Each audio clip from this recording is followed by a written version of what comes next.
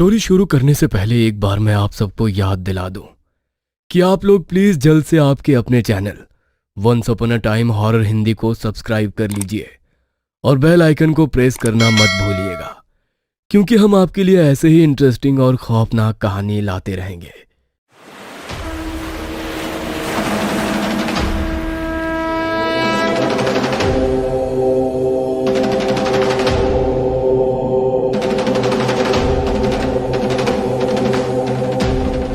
इस संपूर्ण सृष्टि की रचना करने वाले ब्रह्मदेव को एक बार ख्याल आया कि उनके अंदर क्रोध, लालच, मोह, काम, वासना जैसी अनेकों नकारात्मक शक्तियों ने अपना डेरा जमा लिया है।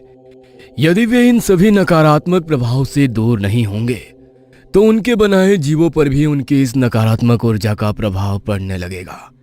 इसलिए अपने भीतर की नकारात्मक शक्तियों को समाप्त करने के लिए वे योग मुद्रा में बैठ गए और अपने तप के प्रभाव से एक एक करके नकारात्मक ऊर्जाएं जैसे क्रोध, लालच, मोह इत्यादि को खुद से दूर करने के लिए जप तप करने लगे। उनके योग के प्रभाव से एक एक करके सभी नकारात्मक ऊर्जाएं, वासना, काम इत्यादि उनके रीढ़ से बाहर निकलने लगी।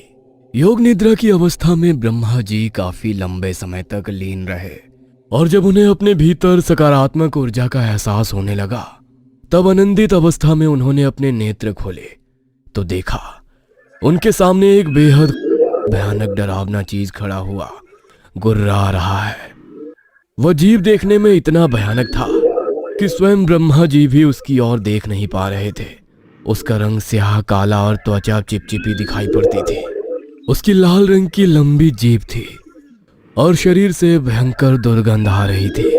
उसका शरीर और आकार इतना विभत्स्य था कि ब्रह्मादेव भी अधिक देर तक उसकी ओर देख नहीं सके। उस जीव को देख ब्रह्मा जी घृणा से भर उठे। कौन हो तुम और यहां क्या कर रहे हो? तुम्हारे जैसे विभत्स्य जीव के अस्तित्व की कोई आवश्यकता नहीं है।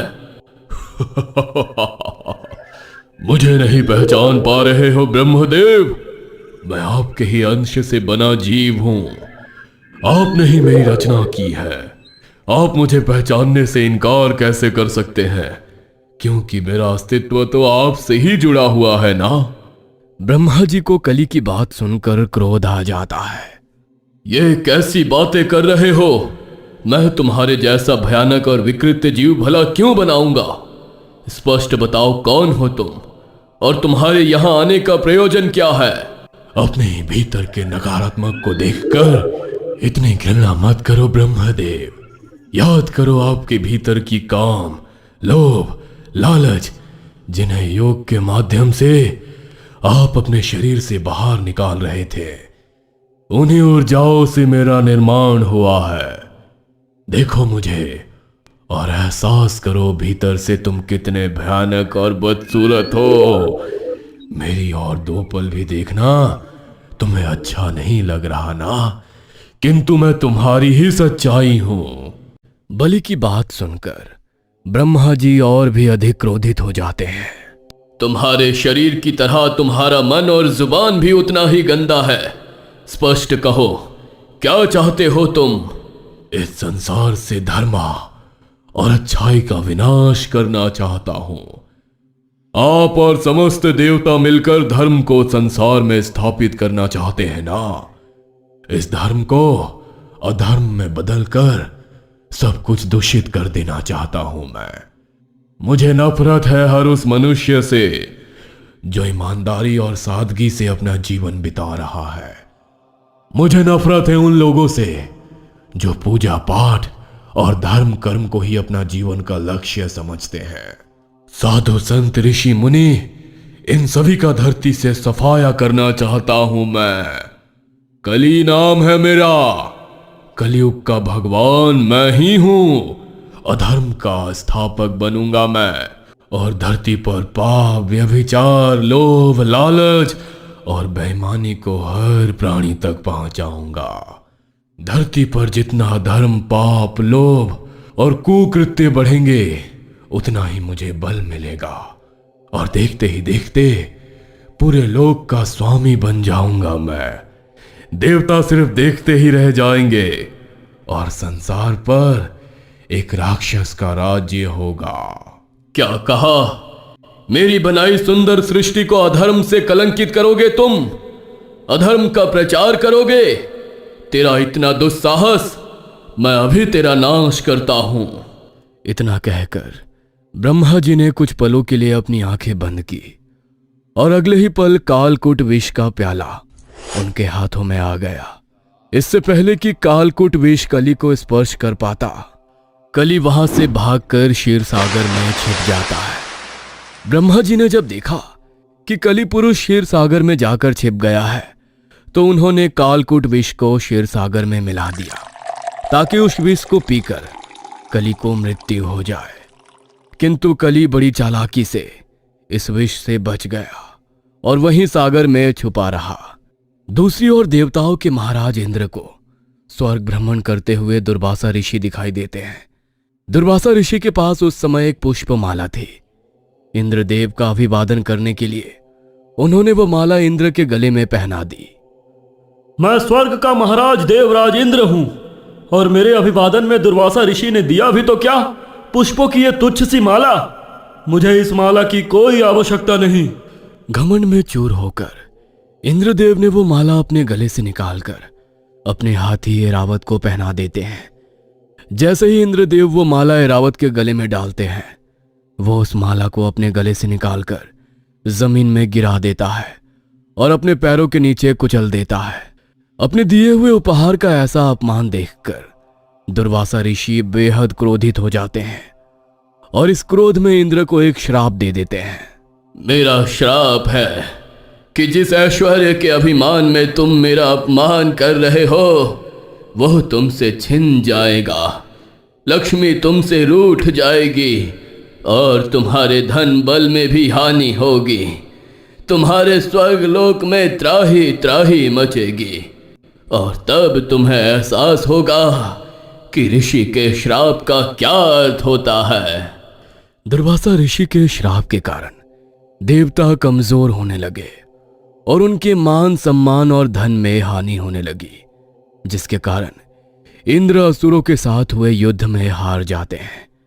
पूरे इंद्रलोक में त्राही त्राही मच जाती है। सभी देवतागण अपनी समस्या लेकर भगवान विष्णु के सामने प्रस्तुत होते हैं। ये सब दुर्वासा ऋषि के श्राप का परिणाम है। आप सभी के टूटते बल और यश में होती हानि अब सिर्फ अमृत के सेवन से ही ठीक हो सकती है। किंतु अमृत पाने के लिए सबसे पहले आपको समुद्र मंथन करना होगा। समुद्र मंथन के बाद जो अमृत निकलेगा, उसी से आप सभी की शक्तियां वापस आ सकेंगे। भगवान विष्णु से उपाय सुनने के बाद सभी देवता जाकर समुद्र मंथन करने लगते हैं, किंतु उनकी शक्तियां इतनी कम हो चुकी थी कि अकेले समुद्र मंथन कर पाना उनके लिए संभव ही नहीं था। ऐसे में देवताओं ने असुरों के राजा बलि से मदद मांगी।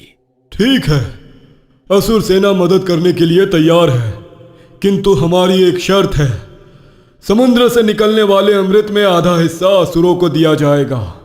हालांकि इंद्रदेव अमृत को किसी भी हालत में असुरों के साथ बांटना नहीं चाहते थे, किंतु इस समय उनके पास कोई और चारा भी नहीं था। इसलिए ना चाहते हुए भी इंद्रदेव असुरों को अमृत का आधा हिस्सा देने के लिए तैयार हो जाते हैं। देवता और असुरों के बीच सहमति हो जाने के बाद समुद्र मंथन शुरू होता है। क्षीरसागर में ब्रह्मा जी से बचने के लिए छिपा हुआ राक्षस कली जब असुरों को समुद्र मंथन करते हुए देखता है, तो वो भी आकर असुरों के साथ समुद्र मंथन में भाग ले लेता है। मंथन में अमृत से पहले भयानक तेज वाला विष निकलता है। उस विष का पान करना राक्षस या देवता किसी के भी वश में नहीं था, क्योंकि वह ब्रह्मा जी का कली के लिए छोड़ा गया कालाकुट विष था। इस विष की गंध और तेज से ही देवता और असुर मूर्छित होने लगे थे। समुद्र से निकले विष से जब हर और हाहाकार मचने लगा, तो उस विष को पीने के लिए भगवान शंकर प्रकट हुए और उन्होंने विष को अपने कंठ में धारण कर लिया। विष को ग्रहण करते समय उस विष की एक बूंद राक्षस कली के ऊपर भी गिर गई, जिसके कारण उसका शरीर समाप्त हो गया। भगवान शिव के विष को धारण कर लेने के बाद मंथन एक बार फिर से शुरू हुआ, जिसके परिणाम स्वरूप समुद्र से अमृत निकला उस अमृत के निकलते ही देवता और असुरों में छीना झपटी शुरू हो गई। चूंकि इंद्र ने अमृत का आधा हिस्सा असुरों को देने का वादा किया था, इसलिए असुर भी अमृत में अपना हिस्सा लेने की जिद पर अड़े हुए थे। असुरों को अमृत नहीं दिया जा सकता। यदि असुरों के पास अमृत की शक्तियां पहुंच गई तो तीनों लोकों में हाहाकार मच जाएगा और उन्हें रोकना असंभव हो जाएगा। हम अमृत असुर को देकर उन्हें अमरता का वरदान नहीं दे सकते। अमृत को असुरों से बचाने के लिए भगवान विष्णु ने एक चाल चली और वो एक मायावी मोहिनी स्त्री का रूप लेकर वहां पर प्रकट हो गए। अपने सामने एक मोहिनी सी स्त्री को देखकर असुरराज बलि उस पर मोहित हो गए। स्त्री के सम्मोहन में वो इस कदर बंध गए थे कि देवताओं के बाद अमृत पीने के लिए तैयार हो गए। देवता और असुर लाइन से अमृत पाने के लिए पंक्ति में बैठ जाते हैं। स्त्री बने हुए विष्णु जी बारी बारी से सभी को अमृत पिलाने लगते हैं और उसी क्षण छल से वो सारा अमृत देवताओं को पिलाकर खत्म कर देते हैं। जिस समय देवता और असुरों के बीच अमृत को लेकर छीना झपटी हो रही थी, उसी छीना झपटी में अमृत की कुछ बूंदें धरती पर गिरी, जिसमें से एक बूंद राक्षस कली के ऊपर भी गिर गई।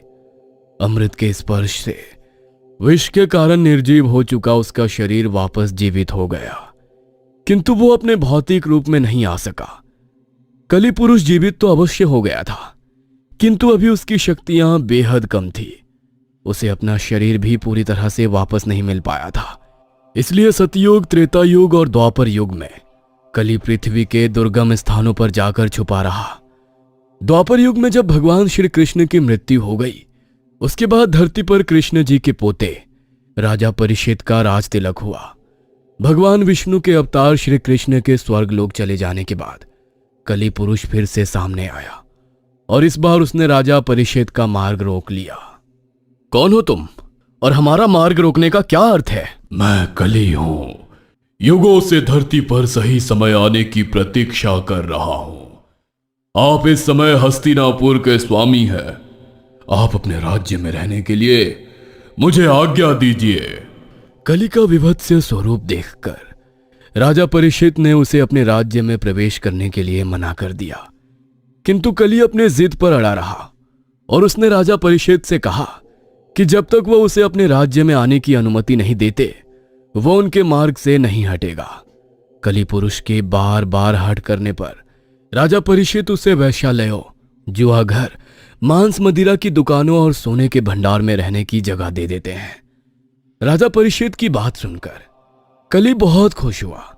राजा परीक्षित ने कली को अपने राज्य में आने की अनुमति तो दे दी थी, किंतु वो इस बात से अनजान थे कि उन्होंने कितनी बड़ी मुसीबत को दावत दे दी है। कली ने राजा परीक्षित के सोने के मुकुट में घुसकर अपनी जगह बना ली और धीरे धीरे राजा परीक्षित से गलत कार्य कराने लगा। राजा परीक्षित के साथ ही उनके दरबार में उपस्थित बाकी मंत्रीगण भी कली के प्रभाव में आकर गलत कार्य करने लगे और इस प्रकार कली ने द्वापर युग के बाद कलियुग की स्थापना की। तब से लेकर आज तक कली पुरुष धरती पर विराजमान है। वह अभी अपने भौतिक रूप में तो नहीं आया है, परंतु वो अपने शक्तियों से इंसान पर काबू पा सकता है और मनुष्यों को अधिक पाप और अधर्म करने के लिए प्रेरित कर सकता है। जितने भी पाप और गलत कार्य धरती पर बढ़ेंगे, कली पुरुष को उतनी ही शक्ति प्राप्त होगी। जब पाप अपने चरम सीमा पर पहुंच जाएंगे, उस समय कली भौतिक रूप में आ जाएगा और इंसानों पर राज करेगा। पाप के चरम होने और धरती पर एक असुर के राज करने पर भगवान विष्णु के स्वरूप कल्कि का धरती पर अवतरण होगा। कली के जन्म की ये कहानी आप सभी को कैसी लगी, कमेंट में हमें बताना मत भूलिएगा। कली धरती पर आ चुका है तो क्या भगवान विष्णु के अवतार कल्कि का भी अवतरण हो चुका है? क्या होगा जब कली और कल्कि एक दूसरे के सामने आएंगे? जानने के लिए देखना ना भूले कली और कल्कि भाग 2। और हाँ दोस्तों, वीडियो को खत्म करने से पहले एक बार फिर आपको याद दिला दें कि अगर आपने अभी तक चैनल को सब्सक्राइब नहीं किया है तो चैनल को सब्सक्राइब करना ना भूलें। अगर आपको हमारा वीडियो पसंद आया हो तो वीडियो को लाइक जरूर करें और अपनी राय हमें कमेंट बॉक्स में लिखकर बताएं। द्वापर युग के अंतिम राजा परीक्षित अर्जुन के पोते थे। कली ने छल से उन्हें अपने प्रभाव में ले लिया था। कली के प्रभाव से पहले राजा परीक्षित और फिर उनका समस्त मंत्रिमंडल नकारात्मक शक्तियों से भर गया था। छल कपट लोभ दुराचार हर प्रकार के नकारात्मक कार्य राजा परीक्षित के काल में होने लगे थे।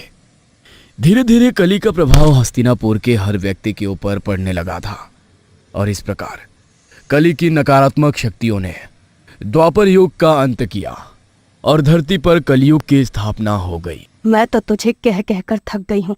अरे शादी क्यों नहीं करती? शादी की उम्र निकली जा रही है तेरी। मैंने आपसे पहले भी कहा है ना माँ, एक बार फिर से कह रही हूँ, मुझे शादी के बंधन में नहीं फंसना है। मैं आजाद पंछी की तरह अपनी जिंदगी जीना चाहती हूँ। और हाँ, 2 दिन के लिए घर आई हूँ, प्लीज मूड मत खराब करो। अरे आजाद पंछी बनने से क्या मतलब है, सब जानते हैं हम लोग। शहर में तुम उस अक्षय के साथ एक ही घर में रहती हो। जब सालों से उसके साथ रह ही रही हो तो शादी करने में क्या समस्या है? पता नहीं कहाँ जा रही है दुनिया। एक हमारा जमाना था, शादी से पहले पराये पुरुष की छाया भी लड़कियां अपने ऊपर पड़ने नहीं देती थी। और एक आजकल की लड़कियां हैं, शादी के नाम से दूर भागती हैं, लेकिन गैर मर्द के साथ बगैर शादी के एक ही घर में रहना इन्हें मंजूर है। बस भी करो माँ, थक गई हूँ मैं तुम्हारे ये प्रवचन सुन सुन के। ये आखिरी बार है जब मैं घर आई हूँ। आज के बाद भूल जाना कि आपकी कोई बेटी भी है। शिल्पा गुस्से में अपने घर से निकल गई थी। शिल्पा फोन पर बार बार अक्षय का नंबर मिला रही थी, लेकिन उसका नंबर लग ही नहीं रहा था। अपने घर से निकलकर शिल्पा ने ऑटो लिया और सीधा अक्षय के फ्लैट पर पहुंच गई। चाबी से फ्लैट का दरवाजा खोलकर जैसे ही वो अंदर पहुंची, अंदर का नजारा देखकर उसके पैरों तले जमीन खिसक गई। सामने अक्षय किसी और लड़की के साथ था। शिल्पा को अचानक वहां देखकर वो लड़की सकपकाते हुए वहां से निकल जाती है। तो ये सब चल रहा था मेरी पीठ पीछे? अरे तुम्हारे लिए मैंने सारी दुनिया को पीछे छोड़ दिया और तुम ये सब कर रहे हो। मैं छोड़ूंगी नहीं तुम्हें, और ना उस लड़की को। ऐसे केस में फंसाऊंगी कि याद रखोगे, शिल्पा से पाला पड़ा था। अरे शिल्पा सुनो तो। अक्षय ने शिल्पा का हाथ पकड़ने की कोशिश की तो शिल्पा ने अपना हाथ छुड़ाते हुए उसके मुंह पर एक तमाचा जड़ दिया। तमाचे की गूंज ने मानो अक्षय की आंखों और अक्ल पर पर्दा डाल दिया था। एकाएक अक्षय की आंखें गुस्से से लाल होने लगी। उसने अपनी मुट्ठियां कसकर भींजी और सामने खड़ी शिल्पा को बालों से पकड़कर जमीन पर पटक दिया।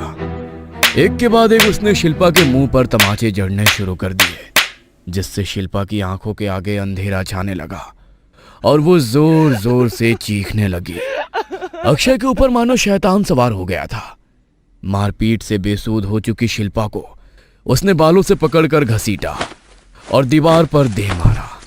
जब इतने से भी उसका मन ना भरा तो उसने लोहे की रॉड से उसके सर पर एक के बाद एक वार करने शुरू कर दिए।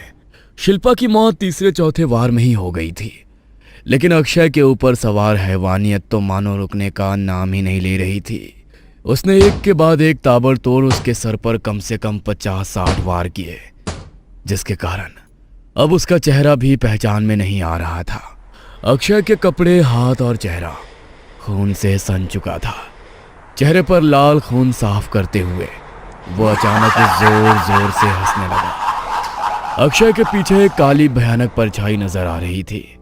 ऐसा लगता था मानो वो अपने बस में ही नहीं है। अपनी प्रेमिका और लिव इन पार्टनर जिसके साथ अक्षय पिछले 5 सालों से रह रहा था, एक छोटी सी बात के लिए उसने बेरहमी से उसका कत्ल कर दिया था। लेकिन हैरानी की बात तो ये थी कि इतना बड़ा अपराध करने के बाद भी उसके माथे पर शिकन नजर नहीं आ रही थी। उसने शिल्पा की डेड बॉडी उठाई और उसे ले जाकर फ्रिज के अंदर ठूस दिया। इसके बाद उसने कपड़े बदलकर खून के धब्बे साफ किए और आराम से बैठकर खाना खाने लगा। अक्षय पिछले 5 दिनों से अपने फ्लैट पर नहीं लौटा था, लेकिन अब फ्लैट से धीरे धीरे बदबू बाहर तक आने लगी थी। जब पड़ोसियों से दुर्गंध बर्दाश्त नहीं हुई तो उन्होंने पुलिस को बुलाया और जब फ्लैट का ताला तोड़ा गया तो अंदर का नजारा देखकर सभी के होश उड़ गए। अक्षय को ढूंढने में पुलिस को ज्यादा मशक्कत नहीं करनी पड़ी थी।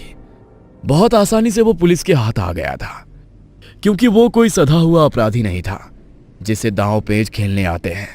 अपने ही पार्टनर को मारकर फ्रीज में छुपा दिया, तुम्हें शर्म नहीं आई इतना घिनौना काम करते हुए?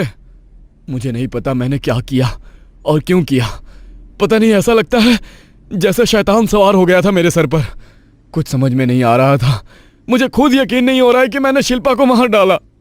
गलती तो मैंने की थी, उसे धोखा देकर, लेकिन उसको अपनी जान से हाथ धोना पड़ा। एक करता है, ऊपर से अब नौटंकी करके दिखाता है। अभी पुलिस के 4 डंडे पड़ेंगे ना तो दिमाग से शैतान निकलकर बाहर चला जाएगा। मैं तो चाहता हूं कि आप मुझे 4 डंडे ना मारे, बल्कि फांसी पर लटका दो मुझे। अपने ही शिल्पा को मार डाला मैंने। मेरे इस पाप का कोई प्रायश्चित नहीं है शिल्पा। इतना कहकर अक्षय बुरी तरह से रोने लगता है। पता नहीं आजकल सोसाइटी को क्या हो गया है। अरे इंसान इंसान कहलाने के लायक ही नहीं रहा। इसे ही देख लो, कितना विश्वास करती होगी वो लड़की। 5 साल से बिना शादी के इसके साथ रह रही थी और इसने गाजर मूली की तरह काट डाला उसे, और अब नाटक ऐसे कर रहा है जैसे कितना शरीफ इंसान हो। अगले दिन शिल्पा हत्याकांड हर अखबार और न्यूज चैनल के लिए सुर्खियां बना हुआ था। जिधर देखो उधर अक्षय की हैवानियत की खबरों पर ही चर्चा चल रही थी। दूसरी ओर एक कच्चे मकान की रसोई में एक औरत खाना बना रही थी। रसोई में जमीन पर एक चूल्हा रखा हुआ था और औरत बार बार चूल्हे में आग जलाने के लिए लकड़ियों में फूंक मार रही थी, लेकिन शायद लकड़ी गीली थी इसलिए चूल्हा आग पकड़ने की बजाय धुआं दे रहा था। इधर वो चूल्हे में आग जलाने की कोशिश में लगी हुई थी और वहीं दूसरी ओर उसका 2 साल का बेटा पिछले आधे घंटे से गला फाड़ फाड़ कर लगातार रोए जा रहा था। चूल्हे से निकलते धुएं ने देखते ही देखते एक भयानक आकार लिया और वो उस औरत के भीतर समा गया। अगले ही पल उसने चूल्हे में एक जोरदार फूंक मारी और उसके साथ ही लकड़ियों ने आग पकड़ ली। चूल्हे में आग जलाने के बाद औरत ने खून टपकती आंखों से बच्चे की ओर देखा और गुस्से में उसे उठाकर जमीन पर पटक दिया। चूल्हे में जलती हुई लकड़ी निकालकर उसने अपने बच्चे को बेतहाशा पीटना शुरू कर दिया, जिसके कारण उसकी मौत हो गई। सतयुग हो, द्वापर युग हो या फिर त्रेता युग, यहां तक कि कलयुग में भी ऐसा माना जाता है कि माता कभी कुमाता नहीं हो सकती। दुनिया में ईश्वर के बाद अगर कोई है तो वो माता ही है। लेकिन जब से बच्चे की उसकी मां के द्वारा की गई निर्मम हत्या की बात पता चली थी, हर कोई स्तब्ध रह गया था। ऐसा लगता था मानो पाप अपने चरम पर पहुंच गया है। पाप की इससे ऊंची सीमा कोई हो ही नहीं सकती। लेकिन हर दिन घटते अपराध पिछले अपराध से कहीं गुना ज्यादा विभक्ति और डरावने होते।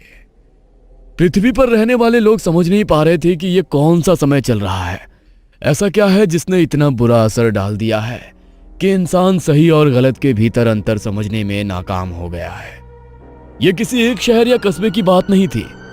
ऐसा कोई कोना नहीं बचा था जहां पर अपराध विवस्था की हद पार ना कर रहा हो। इसी बीच निठारी नाम की एक जगह से खबर आई कि गांव में रहने वाले बच्चे एक एक करके गायब होते जा रहे हैं। आखिर एक ही जगह से दर्जनों बच्चे आखिर कहां जा रहे हैं?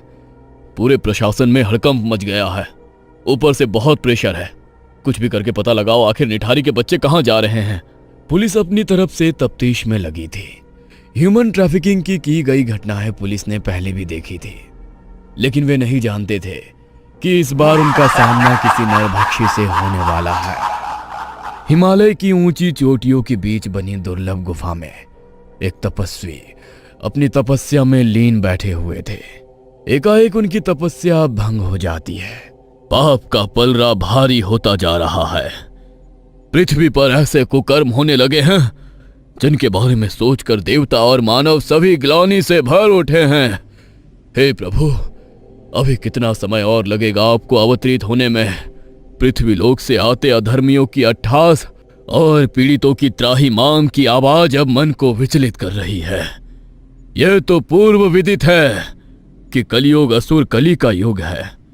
इस युग में होने वाले समस्त अधर्म, पाप, हत्या, लूट इत्यादि जो भी ऊर्जा उत्पन्न होती है वो नकारात्मक ऊर्जा है। इसी नकारात्मक ऊर्जा से कली को बल मिल रहा है। इसलिए जब से कलियुग शुरू हुआ है, कली की शक्तियां लगातार बढ़ रही है। यह तो भविष्य के गर्भ में पूर्व नियोजित था कि कलियुग में पाप हर गुजरते समय के साथ बढ़ते जाएंगे और इस युग के अंत में अपने भौतिक शरीर के बिना ऊर्जा का गोला बनाकर घूमता राक्षस कली अपने वास्तविक स्वरूप में आ जाएगा। किंतु चिंता की बात तो यह है कि इस युग के अंत में अभी कई लाख साल बाकी है, किंतु पाप समय पूर्व ही अपने चरम पर पहुंच चुके हैं। मानव के व्यभिचार, मदिरापान, वेश्यावृत्ति और बढ़ते अपराधों के कारण नकारात्मक शक्तियों से समय से पहले ही कली को इतनी शक्ति प्राप्त हो गई है कि वो अपने वास्तविक रूप में आने के लिए छटपटा रहा है। कली ही नकारात्मक कार्यों को करने वाले मनुष्यों को अपने बस में करके उनसे जघन्य से भी जघन्य पाप करवा रहा है, ताकि अधिक से अधिक नकारात्मक ऊर्जा उसे मिलती रहे और वो इस लोक का स्वामी बन सके। मैं द्वापर युग में आपके श्री राम अवतार का भक्त हनुमान आपका आवाहन करता हूं। प्रभु, पाप अब अपनी सीमा से परे हो गए हैं। मनुष्य को मारकर खाने लगा है। स्त्रियों को मां दुर्गा के रूप में पूजने वाले मनुष्यों के बजाय उनके सम्मान को नोचने वालों की संख्या बढ़ती जा रही है। कन्या अपने ही रक्त संबंधी पिता के बच्चों को जन्म दे रही है। इतने अधर्म के बीच अब मैं और तपस्या नहीं कर सकता। कली की सेना में पापी और अधर्मियों की संख्या हर गुजरते दिन के साथ बढ़ती ही जा रही है। आखिर कौन सामना करेगा राक्षस कली की असुरी सेना का? क्या हनुमान जी के अलावा और भी हैं ऐसे योद्धा जो कली का अंत करने में भगवान कल की अवतार की सहायता करेंगे? जानने के लिए देखना ना भूलें कली भाग 3। पेशेंट की कंडीशन बहुत क्रिटिकल है। लड़की दर्द से बुरी तरह करा रही है। मुझे लगता है बचेगी नहीं। नर्स की बात सुनकर ड्यूटी आवर्स खत्म होने के बाद कुछ पल अपने केबिन में जाकर आंख बंद करके बैठी हुई डॉक्टर नाव्या बिजली की फुर्ती से अपनी कुर्सी से उठकर खड़ी हो जाती है। क्या हुआ सिस्टर? क्या इमरजेंसी है? मैं 2 मिनट में वार्ड में आती हूँ। आप पेशेंट को अटेंड करिए। नर्स के कहने पर डॉक्टर नाव्या एक बार फिर से स्टेथोस्कोप अपने गले में डालती है। हाथों में ग्लव्स पहनकर तेजी से इमरजेंसी वार्ड की ओर जाने लगती है। अंदर बेड पर एक पेशेंट लेटी हुई थी। दर्द से उसका बुरा हाल था। चेहरा कमजोरी से सफेद पड़ चुका था और आंखों के नीचे काले गड्ढे दिखाई दे रहे थे, जिससे पता चलता था कि उसके अंदर सिर्फ नाम मात्र का ही खून है। क्या हुआ इन्हें? डॉक्टर की बात सुनकर पेशेंट जोर जोर से रोने लगती है। देखो, रोने में टाइम वेस्ट मत करो। सच सच बताओ क्या हुआ है तुम्हारे साथ। अगर तुम सच नहीं बताओगी तो मैं तुम्हारी कोई हेल्प नहीं कर पाऊंगी। खाना वाना नहीं खाती हो क्या? ये क्या हाल बना रखा है तुमने? तुम्हारा चेहरा देखकर समझ में आता है कि तुम्हारे अंदर खून की कमी है। डॉक्टर की बात सुनकर बिस्तर पर लेटी पेशेंट हिचकियां लेकर रोने लगती है। डॉक्टर, मैं 6 महीने की गर्भवती थी। मेरे ससुराल वालों ने मेरे गर्भ में पल रहे शिशु का लिंग पता करवाया और जब उन्हें पता चला कि मेरे गर्भ में एक लड़की पल रही है तो उन्होंने जबरन मुझे कुछ दवाइयाँ खिला दी। उन दवाइयों को खाने के बाद मेरी तबीयत बिगड़ने लगी। वो मुझे लेकर गांव के एक अवैध अस्पताल में गए। मेरी हालत देखकर अस्पताल ने हाथ खड़े कर दिए और जब उन्हें लगा कि मेरी हालत ज्यादा खराब है और मुझे किसी भी समय कुछ भी हो सकता है तो वो मुझे सरकारी अस्पताल के दरवाजे पर छोड़कर भाग गए। ओह माय गॉड, 6 महीने का बच्चा पेट में है और उन्होंने तुम्हें ऐसे ही मरने के लिए अस्पताल के दरवाजे पर छोड़ दिया।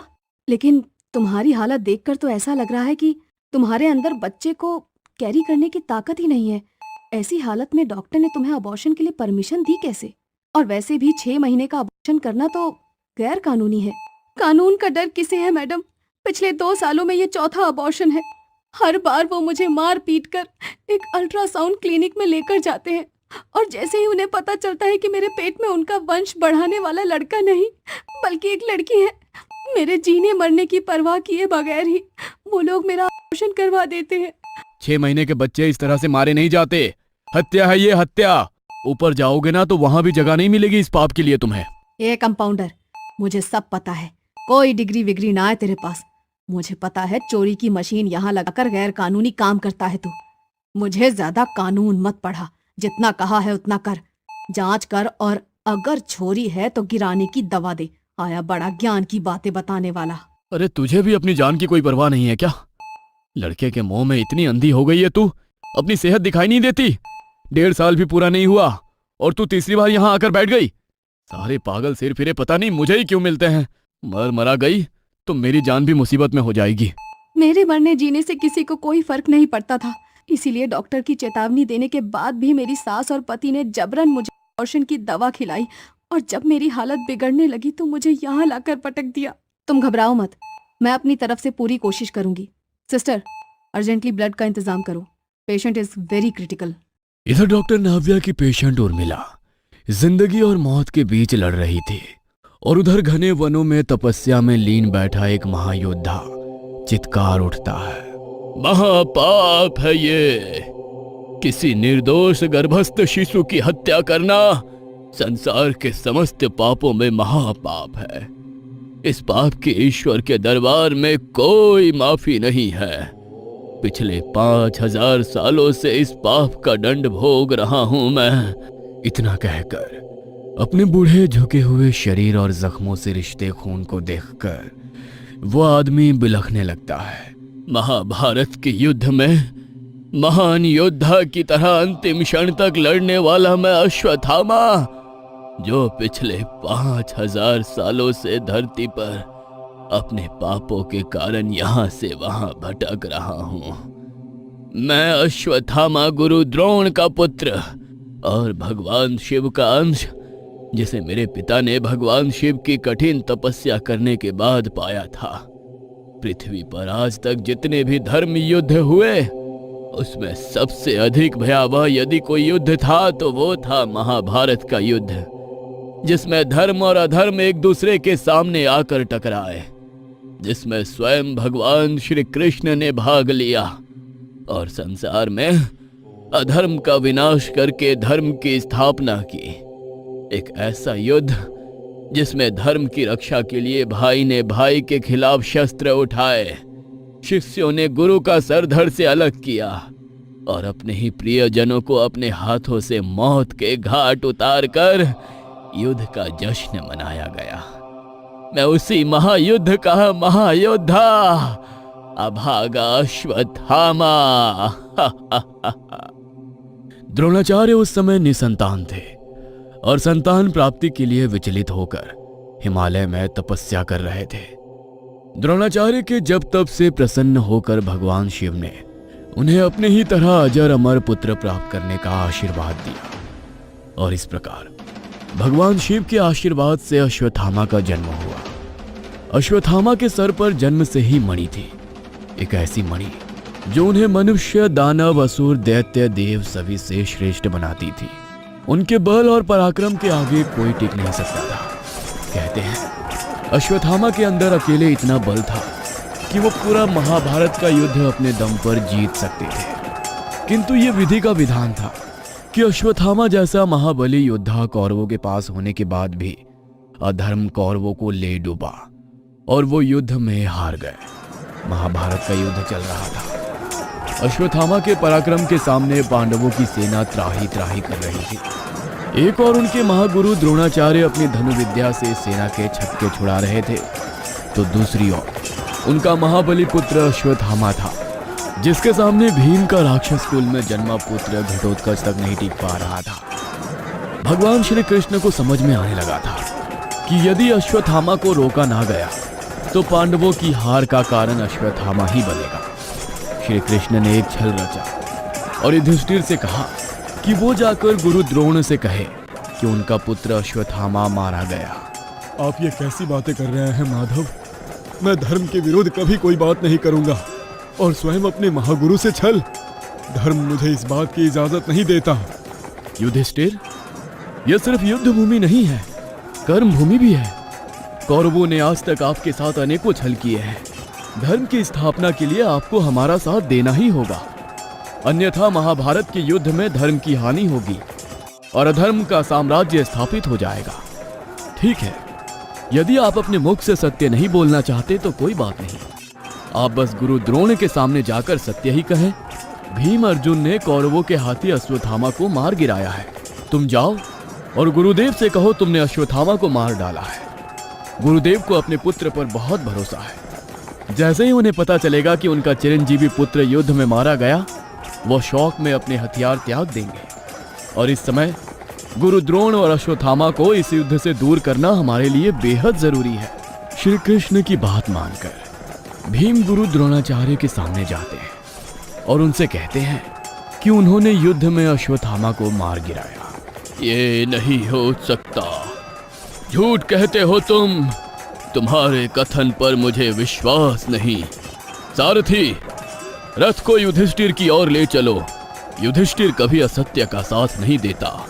युधिष्ठिर के सामने पहुंचकर, युधिष्ठिर, क्या वाकई अश्वत्थामा मारा गया?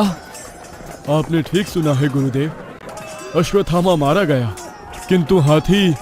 जब युधिष्ठिर ने हाथी कहा, ठीक उसी समय भगवान श्री कृष्ण ने शंखनाद कर दिया, जिसके कारण गुरु द्रोणाचार्य पूरी बात नहीं सुन सके और उन्हें यही लगा कि उनका पुत्र अश्वत्थामा इस युद्ध में मारा गया। गुरु द्रोणाचार्य इस सदमे को सह ना सके और उसी क्षण अपने अस्त्र शस्त्र त्याग कर विलाप करने लगे। निहत्थे गुरु द्रोणाचार्य पर ठीक उसी समय द्रौपदी के भाई ने हमला किया और उनका सर धड़ से अलग कर दिया। गुरु द्रोणाचार्य की मृत्यु से कौरवों का पक्ष बहुत कमजोर हो गया था। इधर जब अश्वत्थामा को अपने पिता की छल से हुई मौत के बारे में पता चला तो वो क्रोध से भर उठा। अश्वत्थामा वैसे भी भगवान शिव का अंश था, उसके अंदर क्रोध भगवान शिव की तरह ही असीमित था। अश्वत्थामा के अंदर अपनी भावनाओं का कोई नियंत्रण नहीं था, इसलिए अपने पिता का कटा हुआ सर देखकर वह गुस्से से पागल हो गया और आधी रात के समय ही उसने पांडवों के शिविर में घुसकर शिविर में सो रहे पांडवों के 5 बेटों की बेरहमी से हत्या कर डाली।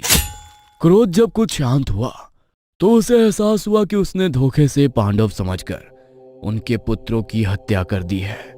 अश्वत्थामा अब शिविर में और खड़ा ना रह सका और अपने शिविर की ओर लौट गया। सुबह जब 5 पांडव अपने शिविर में लौटे तो वहां अपने पुत्रों का कटा हुआ सर देखकर उनकी आंखों से अश्रु की जगह मानो अग्नि बरसने लगी। 5 पांडव क्रोध से पागल हुए जा रहे थे। जिस अधर्मी पापी ने मेरे पुत्रों को मौत के घाट उतारा है, आप सभी को उसे पकड़कर मेरे सामने लेकर आना होगा। मुझे उस अधर्मी का कटा हुआ सर मेरे कदमों में चाहिए। द्रौपदी की बात सुनकर 5 पांडव और भगवान श्री कृष्ण अश्वत्थामा का वध करने के लिए निकल पड़ते हैं। गुरु द्रोणाचार्य हस्तिनापुर के सभी राजकुमारों के गुरु थे। उन्होंने पांडवों को धनुर्विद्या सिखाई थी, परंतु पुत्र मोह में द्रोणाचार्य ने ब्रह्मास्त्र की जानकारी अर्जुन के साथ साथ अपने पुत्र अश्वत्थामा को भी दे दी थी। ब्रह्मास्त्र जिसका ज्ञान अर्जुन के अलावा अश्वत्थामा को भी था। क्या अश्वत्थामा और अर्जुन के बीच होने वाले महायुद्ध में वो दोनों ब्रह्मास्त्र का उपयोग करेंगे? आखिर ऐसा क्या पाप किया था अश्वत्थामा ने जिसने उससे 5000 सालों तक सजा का भागीदार बना दिया? क्या वाकई अश्वत्थामा अभी भी जिंदा है? अश्वत्थामा का कली और कल्कि की कहानी के साथ क्या जुड़ाव है? इन सभी सवालों के जवाब जानने के लिए आपको कहानी का अगला भाग देखना होगा। वीडियो को खत्म करने से पहले आप लोगों को एक बार फिर से याद दिला दूं कि यदि अभी भी आपने चैनल को सब्सक्राइब नहीं किया है तो चैनल को सब्सक्राइब करके बेल आइकन का बटन जरूर दबाएं। वीडियो अच्छी लगी हो तो लाइक कमेंट जरूर करें और अपने दोस्तों के साथ शेयर करें।